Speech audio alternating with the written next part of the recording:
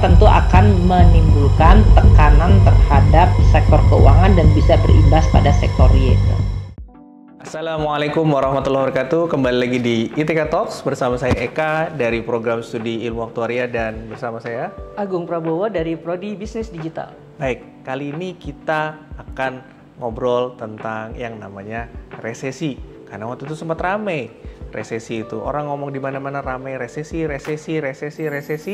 Dan ditambah lagi ada seorang influencer yang menyatakan ekonomi 2023 gelap. Itulah yang menyebabkan rame di sosial media, netizen juga panik, seperti itu bakal krisis, Indonesia bakal gimana, dan segala berbagai macam pertanyaan pun muncul. Tapi sebenarnya resesi itu apa sih? Baik, resesi adalah suatu fenomena yang terjadi ketika perekonomian suatu negara mengalami penurunan selama 2 kuartal berturut-turut. Namun beberapa ekonom menyebutkan perlu lebih dari 2 kuartal untuk menyatakan suatu perekonomian suatu negara itu mengalami suatu resesi. Kemudian kalau kita sudah tahu tentang resesi, kita lihat dulu kembali ke beberapa dekade yang lampau tentang kejadian resesi yang sudah pernah terjadi di berbagai belahan dunia.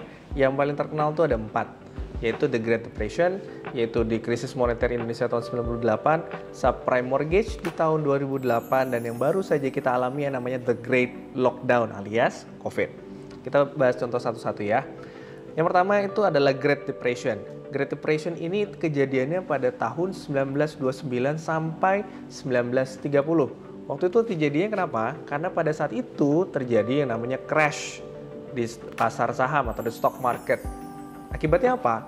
Akibatnya adalah confidence dari marketnya turun. Kalau confidence-nya turun, apa yang terjadi? Orang malas untuk spending, orang malas untuk belanja, dan investasi juga melihat orang malas untuk tidak yakin dengan tingkat konsumsi masyarakat atau spending, investasi juga turun. Investasi turun berdampaklah kepada keadaan bisnis. Bisnis juga jadi melambat. Dan juga kalau bisnis melambat, apa yang terjadi? Terjadi adalah peningkatan dari pengangguran atau unemployment rate-nya bakal tinggi banget. Tercatat pada saat The Great Depression ini, The Great Depression di Amerika mencatat 15 juta pengangguran pada waktu itu. Banyak banget kan ya? Nah, itulah yang dikhawatirkan. Dan yang kedua adalah ketika krisis moneter tahun 98. Itu terjadi dimulai ketika ada Asian Financial Crisis gitu yang dimulai dari Thailand pada saat itu, dan semua menyebabkan investor-investor dari negara-negara Asia keluar dari negara Asia. Karena keluar investasi itu tersebut, akibatnya uang-uang investasi yang tadinya berada di dalam negara-negara Asia keluar semua. Karena keluar semua, akhirnya nilai mata uang dari negara-negara di Asia itu turun, alias kayak waktu itu contohnya yang paling gampang dilihat adalah ketika nilai tukar rupiah terhadap dolar naik sangat drastis dari 2.500-an menjadi 17 ribuan per dolarnya. Banyak banget kan? 6 kali lipat. Dan juga akibatnya karena nilai dolarnya jadi naik banget, utang-utang yang bermata uang dolar itu juga menyebabkan nilainya jadi naik banget. Karena dolar aja naik 6 kali, otomatis utangnya juga jadi naiknya kurang lebih juga 6 kali. Karena company atau perusahaan utangnya naik banget, akibatnya mereka juga sulit untuk membayar utang mereka. Seperti itu. Karena utang mereka sudah banyak banget, mereka jadinya sudah gagal bayar dan mereka file for bankruptcy. Itu yang kedua. Yang ketiga ada subprime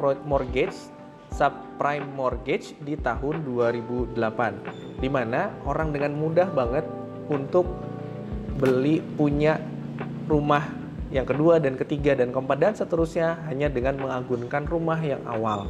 Dan juga orang-orang ini akan gampang banget. Jadi yang kemampuan bayarnya rendah juga bisa ambil kredit rumah. Akibatnya apa? Karena saking banyaknya utang, terlalu banyak hutang, akhirnya gagal bayar lagi. Mereka yang gagal bayar, akhirnya rumahnya tadinya gagal bayar, jadinya juga kegagalan sistemnya. Itu yang menyebabkan subprime mortgage di tahun 2008. Terakhir adalah The Great Lockdown, ya. pada saat terjadinya COVID melanda, semua orang nggak bisa kemana-mana dan nggak boleh kemana-mana, terutama yang di sektor tourism, hospitality, dan energy juga down banget karena orang semua pada harus di rumah, tidak boleh kemana-mana. Akibatnya apa?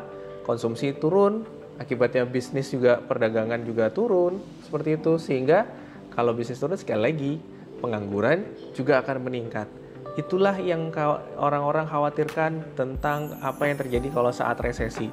Tapi bisakah kira-kira kita untuk memperkirakan kira-kira apa sih tanda-tanda bakal ada resesi itu? Itu yang sebenarnya bakal kita harus digarisbawahi. Gimana Pak Agung? Baik, Pak Eka, ada beberapa tanda-tanda yang menjadi indikasi suatu negara akan terkena resesi. Ini berdasarkan data historikal ya. Di antaranya adalah nilai investasi yang terus menurun, ya, inflasi yang tinggi, daya beli masyarakat yang semakin merendah, dan tingginya angka pengangguran. Sebenarnya kalau kita lihat dari faktor-faktor tadi itu saling berkaitan ya. Jadi ketika inflasinya tinggi, ini menyebabkan daya beli masyarakat menjadi menurun, dan daya beli masyarakat yang menurun akan mendorong perusahaan ya atau firm untuk menurunkan kapasitas produksinya. Hal ini juga akan meningkatkan yang namanya angka pengangguran, dan ini adalah beberapa contoh ya, beberapa indikasi yang mengarah kepada terjadinya suatu resesi ekonomi gitu ya. Dan apakah Indonesia masuk dalam kategori itu?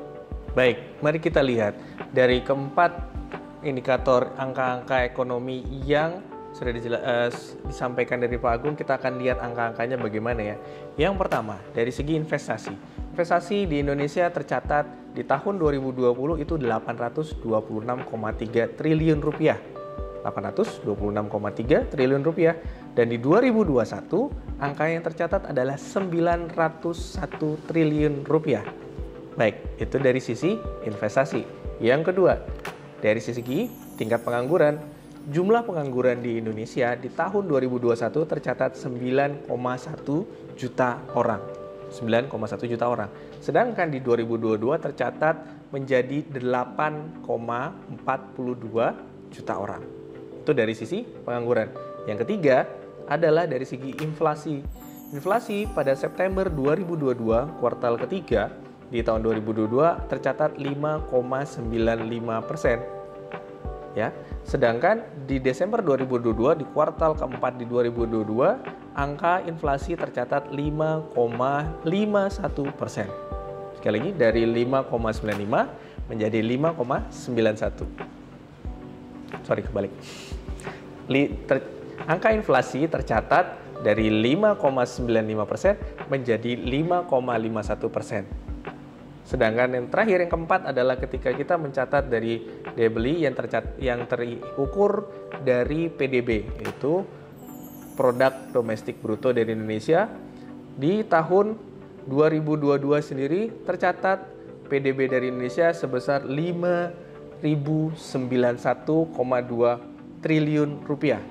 Angka ini sudah naik 1,81% dari kuartal sebelumnya. Jadi ada peningkatan 1,81% secara kuartal menjadi 5.091,2 triliun rupiah. Oleh karena itu dari data-data tersebut, gimana sih peluang Indonesia untuk terkena resesi? Silahkan. Berdasarkan data yang telah disampaikan Pak Eka tadi, dapat terlihat bahwa ekonomi Indonesia secara fundamental cukup kuat. Mayoritas ekonom juga menyebutkan bahwa resesi di Indonesia tahun 2023 kemungkinan kecil terjadi. Namun bukan berarti bebas resiko. Hal yang mungkin terjadi adalah penurunan pertumbuhan ekonomi, ya, seperti yang dikemukakan atau diproyeksikan oleh IMF yang menyebutkan bahwa pertumbuhan ekonomi Indonesia di tahun 2022 sebesar 5,3% akan menurun di tahun 2023 menjadi 5,0%. Proyeksi ini juga sejalan dengan proyeksinya Bank Indonesia, di mana tahun ini dan tahun depan masih memproyeksikan pertumbuhan ekonomi Indonesia di angka 4,5% sampai dengan 5,3%. Ya. Itu tadi perkiraan dari Bank Indonesia tentang bagaimana Indonesia bakal resesi apa enggak sih. Tapi secara umum ada 3 hal yang menyebabkan Indonesia bisa tahan akan resesi di 2023. Yang pertama adalah perekonomian Indonesia ditopang oleh konsumsi dari masyarakatnya. Sehingga dengan menjaga daya beli masyarakat, perekonomian akan terus tumbuh. Yang kedua adalah neraca dagang Indonesia itu masih positif. Kenapa? Karena ada kenaikan harga komoditas. Tidak hanya batu bara, tidak hanya CPO, tapi juga yang terakhir yang lagi rame apa? Yaitu dengan nikel.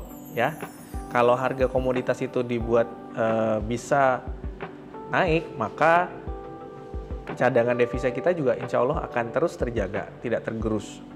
Yang ketiga adalah Indonesia itu sebenarnya tidak terlalu bergantung kepada negara lain.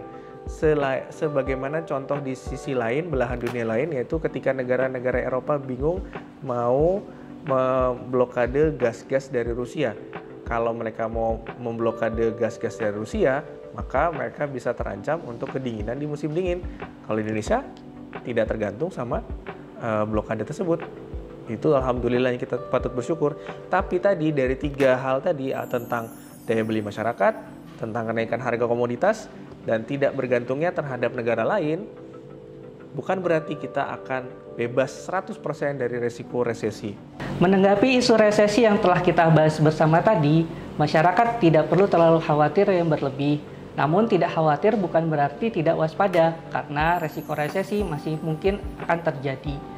Dan saya kira kita bisa terus untuk disiplin ya dalam mengelola keuangan agar kita bisa menghadapi perekonomian ke depan yang serba tidak pasti dan sangat menantang. Baik, hari ini kita sudah belajar tentang resesi, seru dan menarik bukan? Oleh karena itu, sampai ketemu di TK Talks berikutnya. Terima kasih. Wassalamualaikum warahmatullahi wabarakatuh.